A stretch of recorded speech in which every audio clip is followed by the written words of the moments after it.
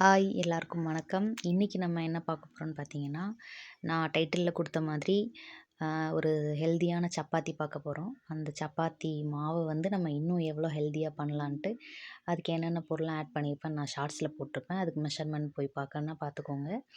இப்போ நம்ம வந்து ஒரு ஹெல்தியான ஒரு சப்பாத்தி பார்க்க போகிறோம்.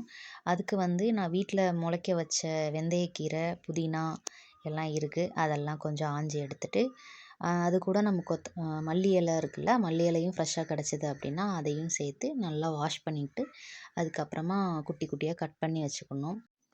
என்னதான் நமக்கு வெரைட்டியாக சாப்பிங் போர்ட்லாம் நமக்கு காமிச்சாலும், நம்ம வந்து இந்த சப்பாத்தி கடையில் வெட்டினா தான் நமக்கு திருப்தியாக இருக்கும். நம்ம இதில் தான் வெட்டிகிட்ருக்கோம் அந்த மாதிரி.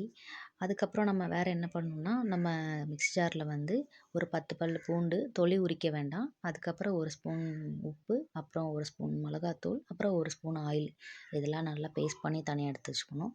அப்புறம் ஒரு 1/2 கிலோ மாவு மட்டும் நான் இப்போ எடுத்திருக்கேன். அது கூட வந்து நம்ம குட்டி குட்டியாக கட் பண்ண அது வெந்தயக்கீரை, அப்புறம் புதினா, மல்லி இலை இதெல்லாம் போட்டுட்டு, அப்புறம் பேஸ்ட் பண்ணி வச்சுருக்கோம்ல அந்த பூண்டு பேஸ்ட்டு, அதையும் நல்லா போட்டுட்டு, அந்த மாவோட நல்லா மிக்ஸ் ஆகுற மாதிரி கொஞ்ச நேரம் பிசையணும். பிசைஞ்சதுக்கப்புறமா கொஞ்சம் தண்ணி ஊற்றிட்டு, அதுக்கப்புறம் நம்ம உப்பெல்லாம் செக் பண்ணிவிட்டு, மஞ்சத்தூளும் லைட்டாக உப்பு தேவைப்பட்டுச்சு, அதனால் நான் கொஞ்சம் மிக்ஸ் பண்ணிவிட்டு மாவு ரெடி பண்ணி வச்சுட்டேன். அது ஒரு 1/2 அன் ஹவர் ஊறணும். அது ஊறுறதுக்குள்ளே நம்ம சைட் டிஷ் ரெடி பண்ணிடலாம். அடுப்பில் கடாயை வச்சுட்டு ஆயில் ஊற்றிட்டு, கொஞ்சம் கடுகு மட்டும் பொரிய விட்டுட்டேன். அதுக்கப்புறம் பெரிய வெங்காயம் ஒரு 3 பெரிய வெங்காயம் எடுத்து நல்லா வதக்கிட்டு, கருவேப்பிலை போட்டாச்சு, வதக்கிட்டு, அப்புறமா தக்காளி ஒரு 3 தக்காளி போட்டுட்டு நல்லா ஃப்ரை பண்ணணும். அந்த தண்ணியெல்லாம் வத்துற வரைக்கும் நல்லா ஃப்ரை பண்ணி வச்சிடணும். அதுக்கப்புறம் என்னென்ன மசாலா போடணுன்னா, 1 ஸ்பூன் மிளகாத்தூள், 1 ஸ்பூன் மஞ்சத்தூள், அப்புறமா 2 ஸ்பூன் கரம் மசாலா போடணும். தேவைப்பட்டனா gravy masala, chicken gravy masala, mutton gravy masala ஒரு ஸ்பூன் மட்டும் எக்ஸ்ட்ராவாக ஆட் பண்ணிக்கலாம், ஒரு கிரேவியாக வேணும் அப்படின்னா. அதுக்கப்புறம் இந்த சப்ஜியோட கிரேவியோட ஸ்பெஷலே வந்து நம்ம இந்த போடுறோம்ல ஓமப்பொடி, நம்ம ஓமப்பொடி மிக்சர்னு சொல்லுவோம். கடலை, காராப்பூந்தி எதுவுமே இல்லாமல் இருக்கும்.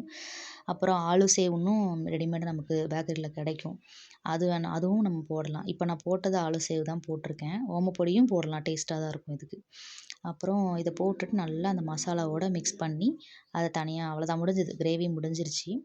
நம்ம சப்பாத்தி மாவு திரட்டி, நம்ம நார்மலாக சப்பாத்தி எப்படி போடுவோமோ அதே மாதிரியே ரவுண்டாக திரட்டிட்டு, அதுக்கப்புறம் லைட்டாக 2 பக்கமும் டோஸ்ட் பண்ணதுக்கப்புறம், அதுக்கப்புறமா தான் ஆயில் ஊற்றணும். அது போட்ட உடனே எண்ணெய் போட்டோன்னா நம்ம சப்பாத்தி வந்து குக் ஆகாது, ஒரு மாதிரி மாவாக இருந்த மாதிரியே இருக்கும். அதனால் 2 பக்கமும் திருப்பி போட்டுட்டு, அதுக்கப்புறமா ஆயிலோ இல்லை நெய்யோ போட்டு சுட்டிங்கன்னா சூப்பராக இருக்கும்.